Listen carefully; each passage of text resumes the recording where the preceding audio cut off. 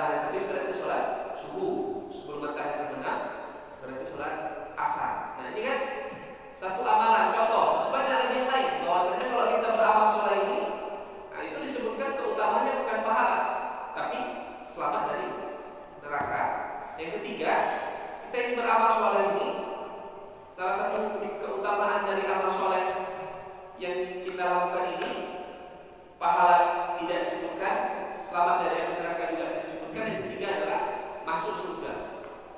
Ya, masuk surga. Jadi kalau kita mengamalkan satu amalan tertentu, itu fadilahnya masuk surga. Contohnya, saya kira yang sering Bapak Ibu lakukan adalah membaca ayat kursi setelah selesai sholat 5 waktu.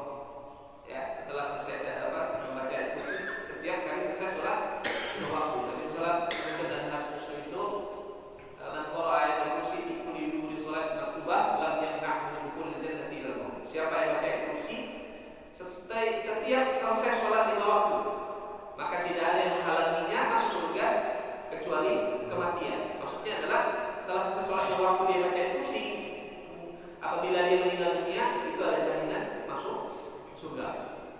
Itu dia yang ketiga. Yang keempat, ini yang tadi saya sebutkan, yaitu mendapat rahmat dari Allah. Jadi ada amalan yang pahalanya tidak disebutkan, juga tidak disebutkan masuk surga, tidak disebutkan selamat dari api neraka, tapi disebutkan rahmat Allah. Jadi siapa yang mengamalkan amalan ini, dia dapat rahmat Allah Subhanahu wa taala. Apa di antaranya? Kalau ini banyak sekali ya. Di antaranya terkait dengan rahmat Allah Subhanahu wa taala ini adalah hadis yang saya kira kalau yang ini saya sebutkan agak sedikit istimewa lah, saya kira kurang banyak yang mengamalkan, yaitu Nabi SAW menyebutkan rahimallahu imra'an qama minal lail thumma ayqadha ahlahu fa in abad rasha fi wajhihi al-ma. Rasulullah mengatakan Allah sangat merahmati, berarti kan Allah memberikan rahmat kepadanya. Kepada siapa? Itu seorang laki-laki, ya, seorang laki-laki yang bangun di malam hari untuk sholat, tapi dia nggak pikirkan dirinya sendiri.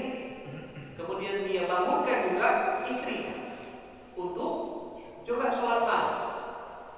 Apabila istrinya tidak mau, maka dia percikan sedikit air di wajahnya supaya istrinya sholat.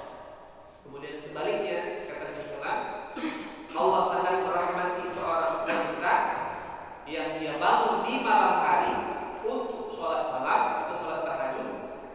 Kemudian dia bangunkan suaminya juga untuk sholat malam. Dan apabila suaminya tidak mau bangun, maka dia juga percikan air sedikit di wajah suaminya supaya suaminya bangun untuk sholat. Ini jangan kan cuma pemol sama makan malam aja bareng-bareng Bapak Ibu. Jadi mesranya jangan bukan orang aja, tapi mesralah di hadapan Allah Subhanahu wa taala di malam hari.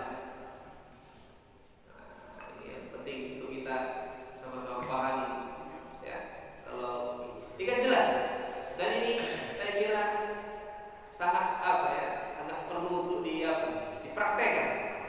Karena ini beda kalau yang lain-lain mungkin banyak orang buat, tapi kalau yang seperti ini terkadang kita sendiri pun terkadang bersama istri solehah, suaminya pun soleh, tapi untuk ta'awun, saling tolong-menolong ya, dalam ibadah seperti itu. Kita sholat malam ini agak sedikit berat dalam masalah. Ini kan contoh bahwa amalan itu, ibadah itu dirahmati oleh Allah Ta'ala.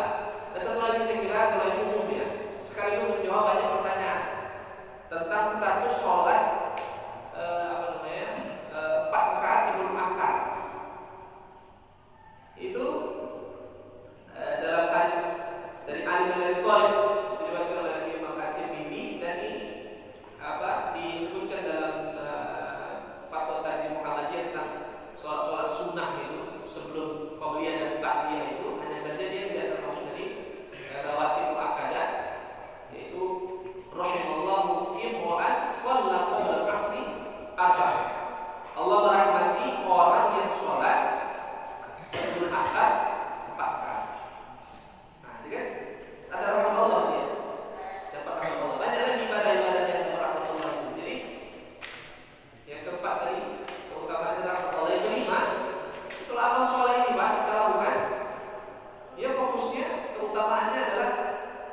menghapus dosa.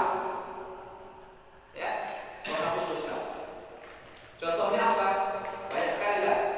Salah satunya kalau tadi mikir setelah sholat 10 kali, 10 kali, 10 kali, keutamaannya dilipat gandakan pahalanya itu 150 jadi 1.500. Kalau yang 33 kali